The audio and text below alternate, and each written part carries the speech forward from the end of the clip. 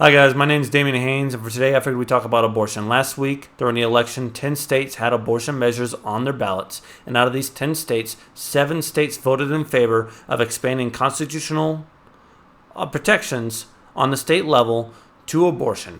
Out of these 7 states, many of them expanded abortion coverage and protections under the Constitution to fetal viability, which means for many of these states now and across the country that you can have abortions up to the 24-week mark, which is where typically doctors say that fetal viability comes into measure. And what's really important about this is that there's been a lot of democratic fear-mongering up to the election, talking about how Republicans were going to restrict and outright ban abortion across this country if they won the election. And what I want to show with this, along with talking about abortion and its evils, is that that's not true, right? And what we're going to see is that many of these states have voted in favor of expanding constitutional protection for abortion and have current protections in place for abortion are what we would call red states, or states that voted red, right? So starting off with it, we have Montana, Nevada, Arizona, and Missouri all voted in favor of constitutional abortion protections, right? And these states in the last election voted red: Montana, Nevada, Arizona, and Missouri, right? Now you have a few states, clicked on the wrong thing there. If you have a few states on here that did vote in favor of constitutional protection that we already know are going to be blue, right? So we had Colorado, Maryland, New York. That's no surprise. Now, if you see on your screen right now, we have 3 states that are yellow. These 3 states did not vote in favor of constitutional protections when it comes to abortion. That would be Florida, South Dakota, and Nebraska. As for Florida, they have a requirement when it comes to constitutional amendments that they need to have a supermajority, which means, more than a minor majority. So for places like Montana, where I currently live, you just need to make it past that 50% mark in order for a constitutional amendment to get passed. But places like Florida, you're required to get 60% of the vote. And in Florida particularly, and I'll show you here too, Florida, all the way down here. There we go, right here. Amendment number 4. It had a 57.16% popular vote margin, and it requires 60%. Now, what that shows is Florida voted overwhelmingly for Trump at the 56%, but most of those people still ended up voting in favor of abortion. Even though the constitutional amendment didn't pass, most of those people voted in favor for it. And if you look at Montana, 58% of people voted for Trump, and 58% voted in favor of the constitutional amendment that protected abortion, right? So this idea that the Democrats have perpetrated against the media and across young voters, such as especially women, right? That if Republicans win, and if they vote Republican, they'll lose all their rights, that they'll have no rights. And I say rights in quotations because, the right to murder your child is arguable. It doesn't exist, right? But it has been spreading across the country. And it's important that we see this because, one, Democrats have completely lost the plot when it comes to this outrageous lie that Republicans are going to ban it outright. Republicans don't have that margin of favorability when it comes to abortion. We're really losing that debate, honestly, across the board. And 2, it shows that, like I said, we're losing that debate on abortion. How can we allow, as a country, for someone to abort their baby electively for no reason? No medical reasons, there's no necessity in it. They kill their child up to 24 weeks. It's outrageous. And many of these states, like Colorado, allow you to kill a child up to the 9-month mark because there's no law banning it, and you can electively choose it. And they'll argue, of course, doctors won't do it. That won't happen. That's ridiculous. You can find someone anywhere, and there's going to be at least one evil person in that group. If you can find that person, There's always going to be an evil person. It doesn't take 100 evil doctors. It just takes one evil doctor who willingly wants to do this. And you can see this with other past things, right? There was a doctor in Texas that called herself the what was it, like Titty Delitis, right? She would celebrate it and make TikToks about how happy she was to mutilate young girls and remove their breast. It is barbaric, but you find these doctors. So this idea that you can't find a doctor who's going to just kill a 9-month term baby it's ridiculous. It's preposterous. It exists, right? But what you see across the board is, even though these states voted red, again, Montana, Nevada, Arizona, and Missouri, they still voted in favor of abortion. Florida, again, voted in favor of abortion, but it didn't have the 60% margin that it needed to have to pass the Constitution. So even though the simple majority of voters in Florida are in favor of abortion, it didn't pass the supermajority. No, I don't know if you would call it a supermajority, but I'll say it for argument's sake. And what we need to do as a country is, one, again, use this to combat that idea that Republicans are going to ban your rights, ban abortion across the board, because that's not true. It's not happening. We're losing that debate. And secondly, we need to change our way that we argue for this, right?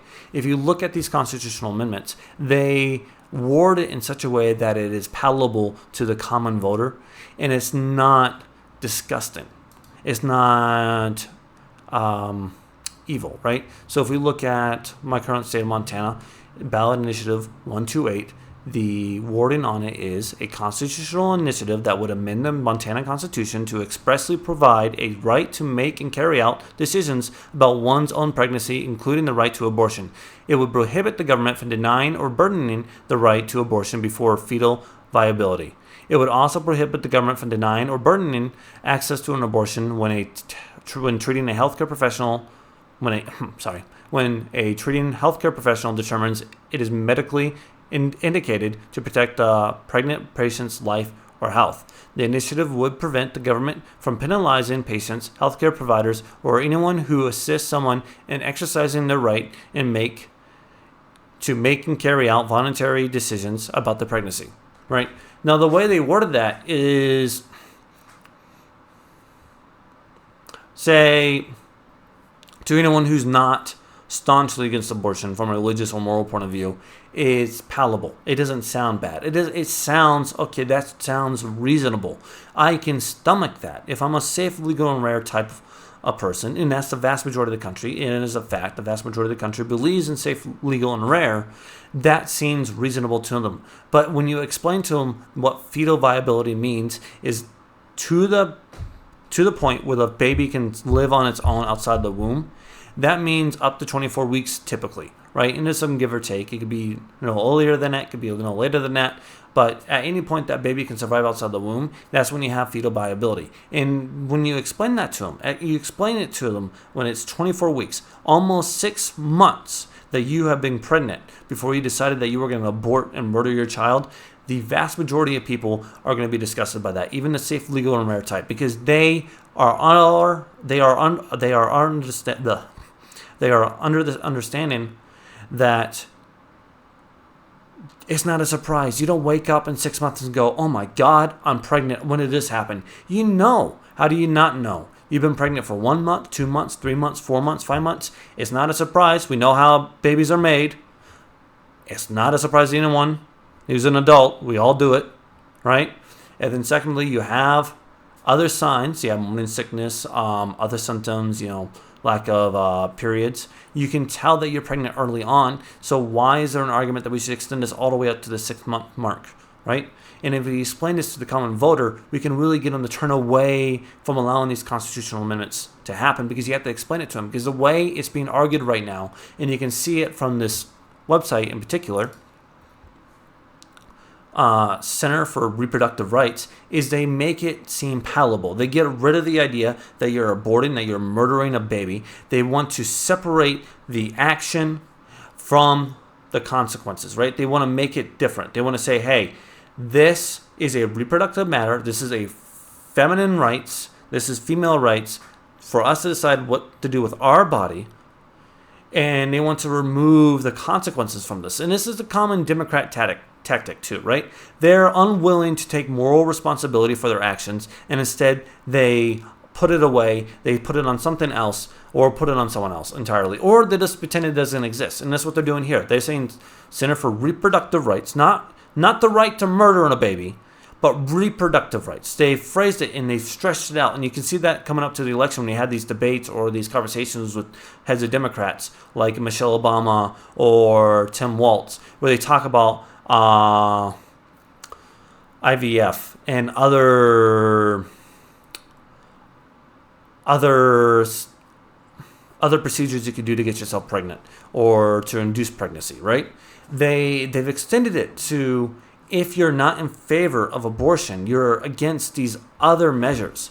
And partly it doesn't help that political talking heads on the right, they talk about these issues disfavorably because, again, while there are some things that are turns off, right, and we're not in favor of, and we may not like, it's not the head issue, right? And a good example of this is if there are two gay dudes and they get married and then they raise children together in a very monogamous and very more of a traditional fashion, even though they're gay. Is that the biggest issue, or are we more concerned with, say, like people going on to OnlyFans or having just this sex-fueled lifestyle that slowly disintegrates society? Really, we should point our needs at that because, again, what we can do is we can expand this into an overarching coalition, the same way that Trump's ticket ended up being a coalition of former Democrats, is we can expand this to where moderates and more reasonable leaning Democrats can be like, hey, we're in favor of this because you're not against these other things. And what you see is that, like, when I click here, for example, right, the illegal states that have outright banned abortion, most of them are deep red states, right? I was born and raised in Oklahoma, has banned abortion, Texas, Arkansas, right? You can see all these states. And these are what we would typically consider like deep red states. Maybe not states like Indiana, but they're deep red states have banned it, and they have those morals. They're deeply religious typically. They have deep fundamental Christian views, and they're still very much church going, which is why they banned it outright. But if you expand it outwards and look at these other states that have expanded access, you have states that aren't very religious, states that are very left-leaning, and then if you extend it to protected states, you have states on here that are that have right-leaning or are more wishy-washy, right? Wishy-washy would be like Ohio and Michigan. Ohio, I would say, is becoming a very red state, but it's still kind of back and forth on that, right? Montana's a red state. Nevada can be a wishy-washy state. Kansas, wishy-washy sometimes. Colorado's a blue state. But we lose this debate because we allow them to use that idea that it's a reproductive right, that we let them use terminology that isn't bad, that's very swallowable, that makes people go, hey, I can vote for this and not feel bad because this is what I want because it's safe, legal, rare, like fetal viability. They don't understand that it's 24 weeks, which is outrageous to the common voter.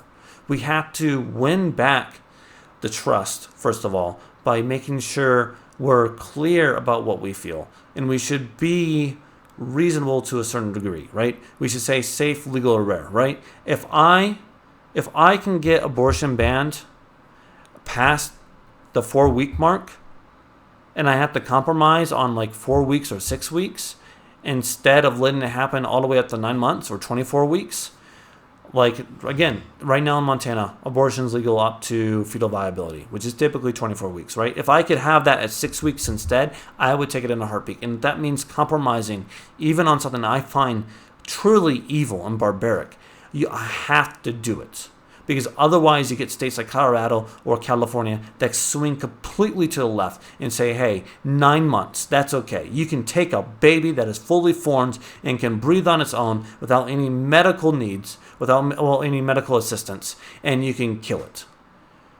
And the reason we're losing on it is because, again, we're losing on the arguments. We allowed them to extend it and And that's one of the reasons J.D. Vance has been such a great VP pick, because he said it great during the vice president debate that we have lost the argument and we need to gain back that trust. And we need to combat this idea in two ways. Again, like I said, we need to win back the argument, and two, we need to combat that idea that if Republicans win, you lose all those rights. Because it has been proven during this election that these states that voted red also voted in favor of abortion. That is not true. And we need to make that as, we need to take it to the mountain and scream as loud as we can so everyone can hear. But yeah, I just kind of wanted to show what these states looked like, what happened during the election, kind of show these abortion initiatives, because I haven't seen anyone else talk about them, and I think that's important because, again, I think it's a great evil, but we're losing that argument. We need to extend how we're talking. We need to push it more. And on the state level, we lost it. We won it on the national level, but we didn't win it on the national level by banning it. We took it back to this, down to the legislature. We got it out of the courts because, again, Roe v. Wade was a bad ruling. Everyone knew it. Even leftist judges admitted it. And on the state level, even though that was our opportunity to really win against abortion, we're losing.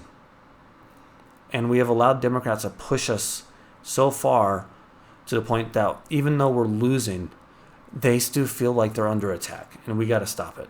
So that's it for today anyway. Thank you guys for watching. Please like, subscribe, and comment, and share. And I'll see you guys tomorrow. Bye.